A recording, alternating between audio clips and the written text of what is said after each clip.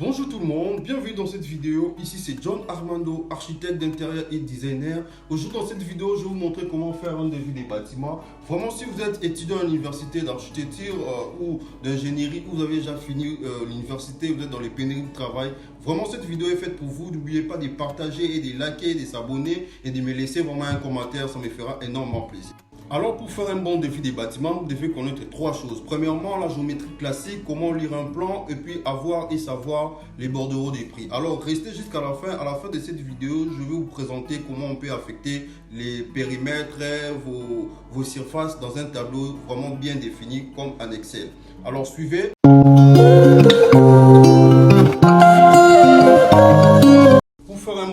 Vous devez maîtriser 4 éléments de base. Premièrement, les unités. Qu'est-ce qu'on appelle unité dans un plan? C'est tout simplement les éléments qu'on peut identifier, qu'on peut facilement compter. Par exemple, des portes, des fenêtres, on peut compter une fenêtre, une porte. Donc, ce sont là qu'on appelle les unités. Alors, deuxième point, on va parler des périmètres. Périmètre, qu'est-ce qu'on appelle périmètre? C'est la longueur développée. C'est la longueur développée. Longueur développée. Longueur développée. Donc par exemple, c'est ça ce qu'on appelle périmètre. On peut bien identifier ça. Donc par exemple, ici 10, ici 7, ici 10 encore, ici 10. On peut facilement calculer 10 longueurs. Donc la longueur ici c'est 10 mètres, ici la largeur c'est 7. On peut faire 17. La longueur ici c'est 10, la largeur ici c'est 10, donc ça nous donne 37 est égal à 37 mètres carrés, le tout carré. Alors, troisième point, on va parler des surfaces. Surface. Alors, qu'est-ce qu'on appelle surface? Par exemple, carré. Carré, donc, déjà formule, c'est vraiment simple. Côté, côté, côté, côté, donc égal côté fois côté. Donc, c'est vraiment très simple ici. Donc, carré, je vais écrire ici à côté, carré. Carré. Toujours dans la surface, on va parler des rectangles. Donc rectangle, tout le monde, je pense que tout le monde connaît la rectangle. Donc, rectangle, c'est vraiment facile avec la formule. Déjà ici, c'est longueur. Ici, on parle de largeur. Et pour noter la formule, c'est longueur fois largeur. C'est vraiment très simple.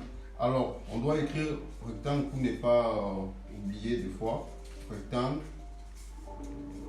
Je vais souligner ça, les unités. Premier élément, on va parler des unités, on a parlé des périmètres. Maintenant, là, nous sommes dans la surface, on a déjà développé qu'est-ce qu'on appelle carré, qu'est-ce qu'on appelle rectangle. Ce sont des éléments de base très importants à maîtriser avant de faire un devis parce que ce sont des éléments où on peut retrouver ça facilement dans un plan. Donc, on va parler des cercles parce que c'est vraiment important de signaler tous ces éléments cercles. Parce que dans un plan, vous pouvez trouver aussi des formes circulaires et comment calculer déjà. La formule, c'est vraiment très simple. Déjà avec des rayons, formule, surface égale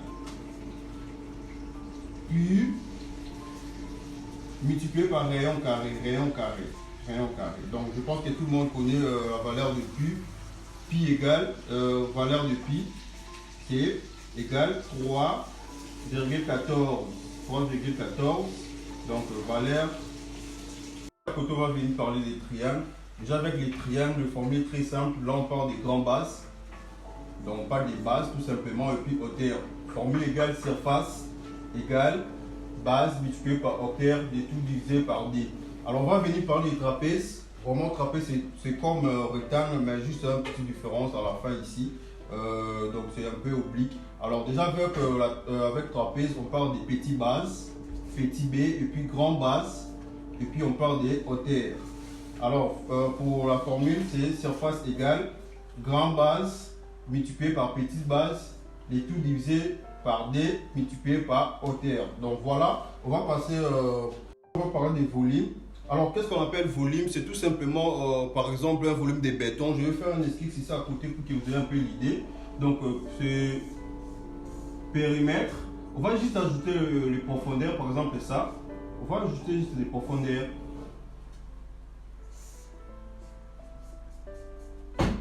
C'est ça ce qu'on appelle volume. Déjà avec la formule, c'est très simple. Volume égale surface des bases multiplié par périmètre. Alors c'était vraiment important pour faire un devis des bâtiments de maîtriser d'abord ces 4 éléments. Donc les unités, le périmètre, les surfaces et puis le volume. C'était très important.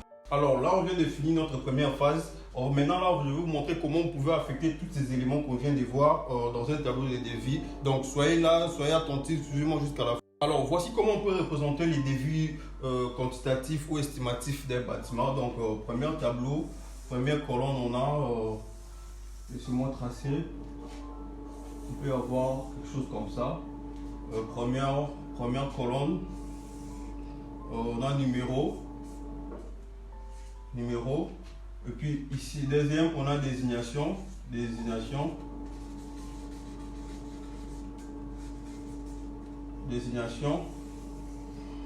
puis troisième colonne on a unité. Donc j'espère que vous êtes en train de voir. Et puis deuxième colonne on a quantité,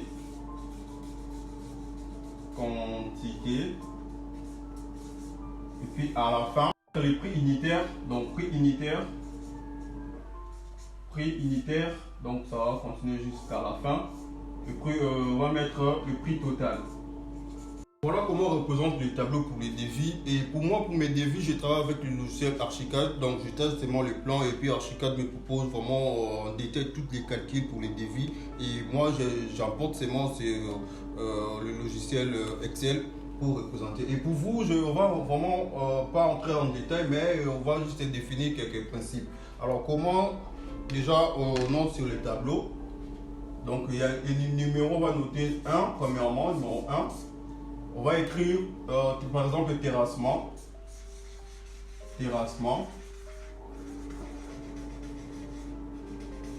Et côté unité, on va signifier terrassement mètre carré. Donc déjà, terrassement c'est par mètre carré. Et puis quantité, par exemple, on va écrire 20. Donc pour faire l'alertir, on va dire tout simplement 20 mètres carrés de terrassement. Alors ici pour le prix unitaire, donc moi je vais, sachant par rapport au pays, moi je vais prendre par exemple le Congo. 1 mètre carré de terrassement c'est à 6 000 francs. Alors pour le numéro ça continue, donc nous on va écrire numéro 1 et si on veut encore noter pour les bétons D et ainsi de suite. Alors déjà 1 mètre carré de terrassement c'est à 6 000 francs. Alors pour le prix total on va faire 6 000 francs multiplié par 20 qui va nous faire 120 000 francs. 120 000 francs congolais. Alors ici on va écrire plus total général. Alors pour le total général, on va faire le calcul de tous les éléments. Peut-être ici on peut compléter béton et ainsi de suite. Donc on fera 120 000 francs TG, on va mettre 18 millions. Merci mes amis de m'avoir suivi jusqu'à la fin de cette vidéo et n'oubliez pas de partager et de liker et de me laisser un commentaire. Je vous dis à très bientôt à la prochaine vidéo.